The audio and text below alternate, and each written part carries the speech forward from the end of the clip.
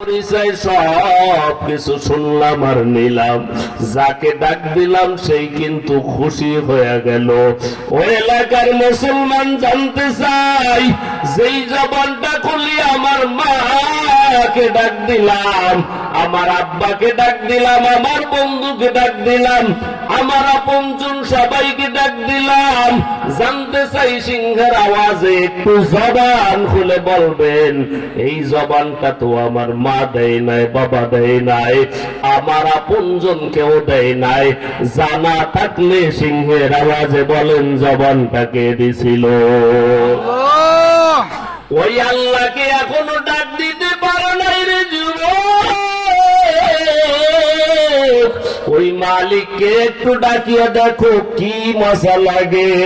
ওই মালিককে ডাকার মতো যদি একটা ডাক দিতে পারো রে যুবক ভাই, আমার মালিকের দয়া আর মায়া এত বেশি, আমার মালিক বান্দার সব সময় জবান আর কলবের দিকে তাকাই থাকে। আমার বান্দা কোন সময় একটা বার আমাকে আল্লাহ বলিয়া ডাক দিবে। এজন্য যখন সুযোগ হয় সুবহানাল্লাহর আওয়াজ দাও, সুবহানাল্লাহ। এজন্য আল্লাহর আদালতে চারটা কালেমা হলো সব থেকে বড় দামি। চারটা কালেমার থেকে বড় দামি কালেমার একটাও নাই। আল্লাহ রাব্বুল আলামিনের কাছে চারটা কালেমা সব থেকে বড় দামি। এক নম্বরে হলো সুবহানাল্লাহ। এখনো যারা বলতে পারে নাই জোরে কন্যা সুবহানাল্লাহ, আরো আসতে কন সুবহানাল্লাহ। আল্লাহর নবী কি কয় শোনেন, আল্লাহর নবী কয় একবার যদি কেহ বলতে পারে সুবহানাল্লাহ, আল্লাহর নবী কয় আসমানের নিচে জমিনের উপরে যত খালি জায়গা আছে আমার আল্লাহ পুরা জায়গাটা নেকি দ্বারা ভরপুর করে দেয়। সুবহানাল্লাহ। দাম আল্লাহর আদালতে বড় বেশি, আল্লাহর আদালতে সুবহানাল্লাহ দাম এত বেশি। সুবহানাল্লাহ অর্থ হলো আল্লাহ পবিত্র। বলতে পারেন হুজুর আল্লাহ কি কোনো সময় নাপাক ছিল নাকি? না যুবক, না, আল্লাহ তো কোনো সময় নাপাক ছিল না। তাহলে আমি বললে কি লাভ হবে, না বললে আর কি লাভ হবে? মুফাসসিরিনে কেরাম জবাব দেয় আল্লাহ হলো পবিত্র, আমি হইলাম নাপাক। মিথ্যা কথা বলে বলে গিবত শিকায়ত করে আমার জবানটা নাপাক করেছি। গুনাহ করে করে 3.5 হাত বডি আমি নাপাক করেছি। গুনাহ করে করে গুনার সাগরের ভেতরে আমি ডুব দিছি। আল্লাহ হলো পবিত্র, আমি হইলাম নাপাক। মুফাসসিরিনে কেরাম বলেন তোর 3.5 হাত বডি নাপাক জবান দিয়া যখন আমার আল্লাহর নামটা পবিত্র নামটা তুই উচ্চারণ করবি, আমি হইলাম নাপাক, আল্লাহ হলো পবিত্র। মুফাসসিরিনে কেরাম জবাব দেয় আল্লাহর পবিত্র নামের সিফাতের খাতিরে তোর মতো 3.5 হাত নাপাক মানুষকে আল্লাহ পবিত্র বানাই দিবে। আল্লাহ আল্লাহ তো মেরা গফফার ভাই, আল্লাহ আল্লাহ তো মেরা গফফার ভাই, ইয়া ইলাহি মুঝসে মুঝকো দূর কর, তাকে দেখো মুঝমে তুঝকো এক নজর। এজন্য কেহ সকালবেলা অন্তত পক্ষে 100 বার পড়া চাই সুবহানাল্লাহ, সুবহানাল্লাহ। বারবার পড়ুরে যুবক সুবহানাল্লাহ বলিয়া আমার মালিকের নিকটবর্তী অর্জন করো। হযরত ইউসুফ পয়গম্বর নামটা শুনে নাই এমন মানুষ মুসলমান হিসাবে কম পাওয়া যাবে। মিশরের যখন খাদ্য মন্ত্রী ইউসুফ পয়গম্বর ওই সময় ইউসুফ পয়গম্বর খাবার দেয়, লিস্টি দেয়, মানুষগুলা সিরিয়ালে দাঁড়ায় রয়েছে, লিস্টি দিতেছে, খাবার দিতেছে। এমন সময় একজন যুবক দাঁড়ায় গেছে। যুবক দাঁড়ায় কয়, বাদশাহ, আমি এমন একটা যুবক, সবাই যদি খাবার পায় একবার, আমি খাবার পাবো দুইবার। ইউসুফ পয়গম্বর কয়, কারণ কি? যদি কারণ জানতে হয় আমার সাথে তোমার কথা বলো। এইবার বাচ্চা যখন যুবককে আহ্বান করলো, ওই যুবক ইউসুফ পয়গম্বরের কানে কানে কি জানি কথা বলল।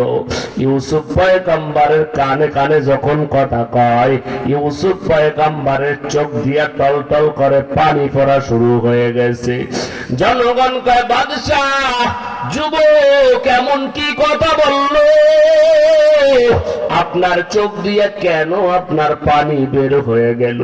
ইউসুফ পয়গম্বর কান্না জড়িত অবস্থায় ডাক দিয়া কয়, এটা এমন একটা যুবক যেই সময় জুলাইখা আমার চরিত্র নিয়ে যেই সময় কথা বলছিল, আমার ডানে বামে কেউ নাই, আমার পবিত্রতার সাক্ষী দেওয়ার মতো কেউ নাই। এই যুবকটা নাকি ওই সময় দোলনার শিশু ছিল।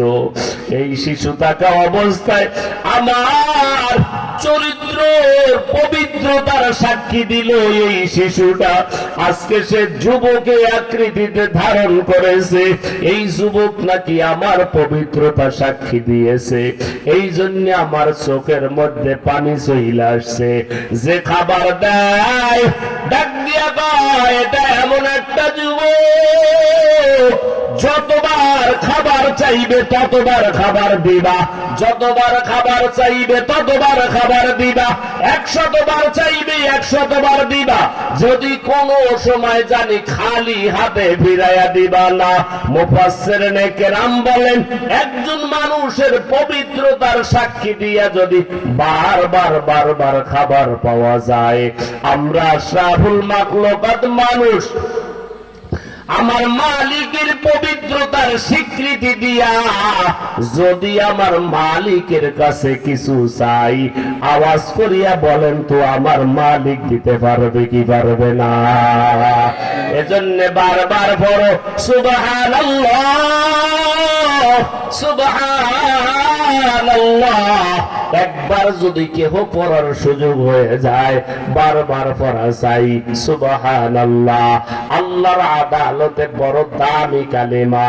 2 নম্বরে আলহামদুলিল্লাহ, 3 নম্বরে আল্লাহু আকবার, 4 নম্বরে হলো লা ইলাহা ইল্লাল্লাহ, লা ইলাহা। পারেন না পারেন না? জবান খুলে, সবাই জবান খুলে একটু বলেন তো।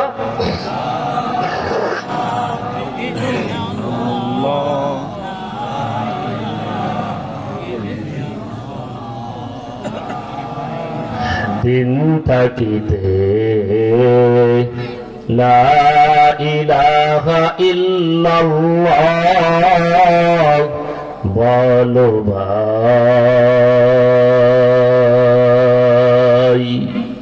দিন থাকিতে লা ইলাহা ইল্লাল্লাহ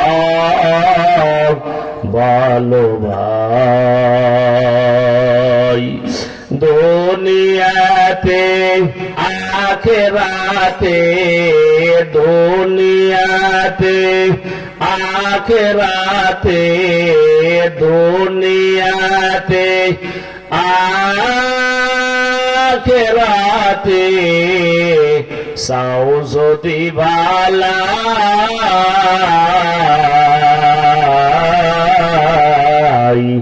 দিন থাকিতে লা ইলাহা ইল্লাল্লাহ বলো ভাই, বলো লা ইলাহা ইল্লাল্লাহ, লা ইলাহা ইল্লাল্লাহ।